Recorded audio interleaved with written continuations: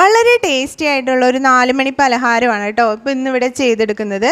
അപ്പോൾ അതിനായിട്ട് ആദ്യം തന്നെ കുറച്ച് ഈന്തപ്പഴം വെള്ളത്തിലിട്ട് കഴുകി വൃത്തിയാക്കിയിട്ട് കഷ്ണങ്ങളാക്കി ഒന്നെടുക്കുക.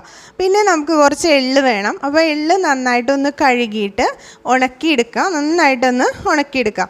ഇനി നമുക്ക് വേണ്ടത് കപ്പലണ്ടിയാണ്. കപ്പലണ്ടിയുടെ നന്നായിട്ട് വറുത്ത കപ്പലണ്ടിയുടെ തൊലിയൊക്കെ കളഞ്ഞെടുക്കുക. ഇതുപോലെ ഇവിടെ സെറ്റ് ചെയ്ത് വെച്ചിട്ടുണ്ട്. ഇനി നമുക്ക് എള്ളും കപ്പലണ്ടിയും കൂടി നന്നായിട്ടൊന്ന് പൊടിച്ചെടുക്കണം.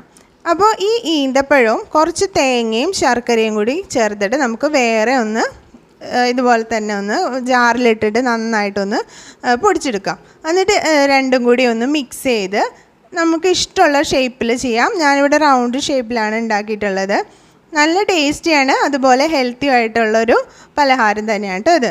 അപ്പോൾ എല്ലാവരും ഒന്ന് ട്രൈ ചെയ്ത് നോക്കാം. അപ്പോൾ നിങ്ങൾക്ക് എൻ്റെ വീഡിയോ ഇഷ്ടപ്പെടുന്നുണ്ടെങ്കിൽ ലൈക്കും ഷെയറും